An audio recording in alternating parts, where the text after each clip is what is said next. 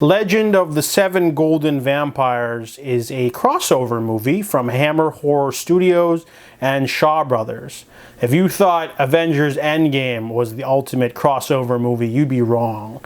This movie has Peter Cushing and David Chiang in the same movie. Like, the two couldn't be any different. But this movie is basically about Dracula. He's awoken from his grave from an underling of the seven golden vampires in China, and Dracula is asked to basically go to China and awaken the seven golden vampires and make the seventh, and then sort of reclaim the glory.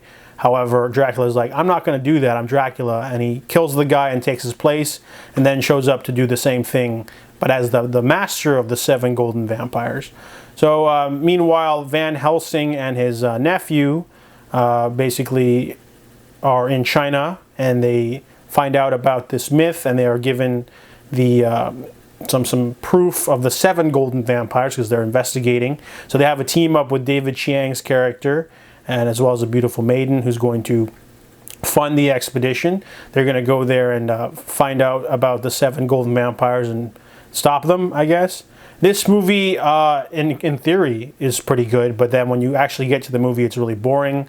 The Shaw Brothers part of the movie is basically just crowds of people rushing each other with swords, and it's really boring. There's no, because these vampires are like, the Chinese ones are not like the Jiangxi from like the Mr. Vampire movies. They're just like people with masks, and they just fight people, and there's just a lot of sword swinging. It's really boring, and I was thinking, this movie would be a lot more, because some of the Dracula movies by Hammer are really good, like Horror of Dracula, and I love the Horror Shaw Brothers, but they just didn't quite nail that.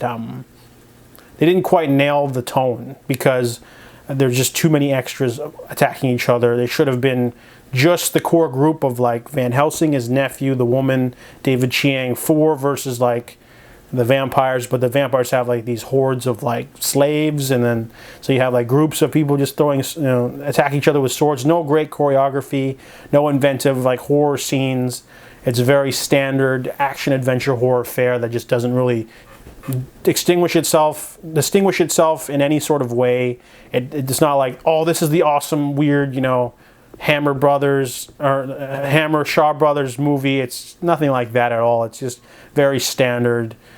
They don't even have the same Dracula actor, so there's not much else. So I give Legend of the Seven Golden Vampires a 5 out of 10.